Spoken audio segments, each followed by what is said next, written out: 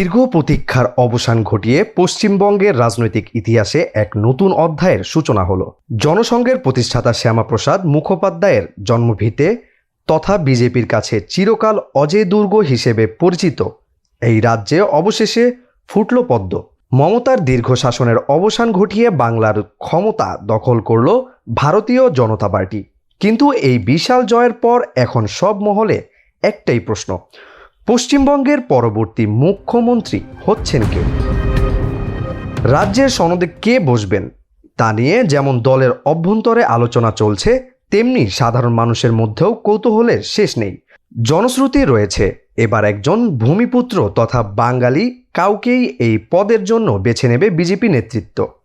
আবার নারী নিরাপত্তা ও নারী শক্তির কথা মাথায় রেখে রাজ্য কি পেতে চলেছে তার প্রথম বিজেপি মহিলা মুখ্যমন্ত্রী, সেই গুঞ্জনও এখন তীব্র। দেশটির কেন্দ্রীয় স্বরাষ্ট্রমন্ত্রী অমিত শাহ নির্বাচনী প্রচারণার সময় বারবার প্রতিশ্রুতি দিয়ে বলেছিলেন, বিজেপি ক্ষমতা এলে কোনো ভূমিপুত্র কিংবা বাঙালিকে মুখ্যমন্ত্রী করা হবে। আর বিজেপি দলীয় কেন্দ্রীয় মন্ত্রী সুকান্ত মজুমদার এক ধাপ এগিয়ে বলেছিলেন, বাংলার পরবর্তী মুখ্যমন্ত্রী হবেন একজন আমিষভোজী, যা মূলত মমতা বন্দ্যোপাধ্যায় বিজেপি মাছ মাংস নিষিদ্ধ করবে। এমন প্রচারণা পাল্টা জবাব হিসেবে তিনি বলেছিলেন বলে ধারণা করা হয়। বর্তমানে বাংলা বিজেপির দখলে আসায় সবার নজর এখন মমতার উত্তরসূরির দিকে। আঞ্চলিক দলগুলোর মতো বিজেপি সাধারণত বিধানসভা নির্বাচনে কোনো নির্দিষ্ট পরিচিত মুখকে মুখ্যমন্ত্রী হিসেবে তুলে ধরে না। বাংলার নরেন্দ্র মোদী ছিলেন দলের একমাত্র বাজি। রাজ্য জুড়ে 20টিরও বেশি জনসভা করে মমতার দুর্গ ভাঙতে ব্যাপক চেষ্টা চালিয়েছেন তিনি। গত এক মাসে নরেন্দ্র মোদীর আক্ষরিক অর্থেই বাংলায় মিশে গিয়েছিলেন। তাকে ঝালমুড়ি খেতে দেখা গেছে, কালী মন্দিরে যেখানে আমিষ ভোজ দেওয়া হয় পূজা দিয়েছেন, বাঙালির প্রিয় ফুটবল খেলেছেন এবং বাংলা অডিও বার্তা দিয়েছেন। দেশটির রাজনৈতিক বিশ্লেষকরা বলছেন, বাংলার মানুষ ব্র্যান্ড মোদির ওপর আস্থা রেখেছেন বলে মনে হচ্ছে। কিন্তু মোদির এই প্রাণপণ প্রচেষ্টাকে সামনের দিকে এগিয়ে নেবে কে? নারী নিরাপত্তাকে প্রচারণার প্রধান কৌশল করায় বিজেপি একজন নারী মুখ্যমন্ত্রী নিয়োগের পথে হাঁটতে পারে বলে গুঞ্জনও রয়েছে। বর্তমানে কেবল দিল্লিতেই বিজেপির নারী মুখ্যমন্ত্রী রয়েছে।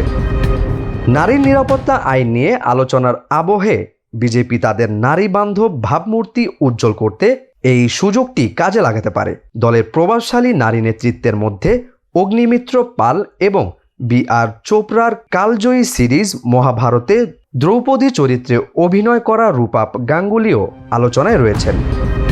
এছাড়াও অন্যদের মধ্যে আছেন বিরোধী দলীয় নেতা ও মমতা বন্দ্যোপাধ্যায়ের প্রধান প্রতিদ্বন্দ্বী শুভেন্দু অধিকারী, রাজ্য সভাপতি শ্রমিক ভট্টাচার্য, নিশীথ প্রামাণিক এবং দাপুটে নেতা দিলীপ ঘোষ। তৃণমূলের সাবেক হেভিওয়েট এবং মমতার এক সময় ঘনিষ্ঠ সহযোগী শুভেন্দু অধিকারীকে রাজ্যের মুখ্যমন্ত্রী পদের সবচেয়ে শক্তিশালী প্রার্থী বলে মনে করা হচ্ছে। বাংলার বিজেপির সবচেয়ে পরিচিত মুখ হওয়ার পাশাপাশি তার রয়েছে তৃণমূল স্তরের শক্ত যোগাযোগ এবং সাংগঠনিক নেটওয়ার্ক। মেদিনীপুরে তার বিপুল প্রভাব রয়েছে। 2021 সালে নন্দীগ্রামে মমতা বন্দ্যোপাধ্যায়কে হারিয়ে তিনি জায়ান্ট কিলার হিসেবে আবির্ভূত হন। এবার ভবানীপুরেও মমতাকে ব্যাপক টক্কর দিয়েছেন তিনি, তবে তার বিরুদ্ধে অভিযোগও রয়েছে। 2021 সালে নারদ সিং অপারেশন মামলায় তার নাম জড়িয়েছিল। বিজেপির নবনিযুক্ত রাজ্য সভাপতি শ্রমিক ভট্টাচার্যের রাজনৈতিক হাতেখড়ি দেশটির কট্টর হিন্দুত্ববাদী সংগঠন ও বিজেপির আদর্শিক গুরুখ্যাত রাষ্ট্রীয় স্বয়ংসেবা সংঘে RSS। বিজেপিতে তিনি একজন সর্বজনগ্রাহ্য ব্যক্তি হিসেবে পরিচিত। আড়ালে থেকে কাজ করতে পছন্দ করা শ্রমিক বিভিন্ন সামাজিক গোষ্ঠীর মাঝে বিজেপির প্রভাব বাড়াতে গুরুত্বপূর্ণ ভূমিকা রেখেছেন। পেশায় ফ্যাশন ডিজাইনার অগ্নিমিত্র পাল বর্তমানে বাংলার বিজেপির অন্যতম শীর্ষ নারী নেত্রী। মহিলা মোর্চার সভানেত্রী থেকে শুরু করে তিনি দ্রুত রাজ্য সহ সভাপতির পদে জায়গা পেয়েছেন। 2026 সালের নির্বাচনেও তিনি আসানসোল দক্ষিণ আসনটি ধরে রেখেছেন। NIFTর গ্র্যাজুয়েট এই নেত্রী তার লড়াকু প্রচার শৈলী এবং মমতার প্রতি তীক্ষ্ণ আক্রমণের জন্য পরিচিত।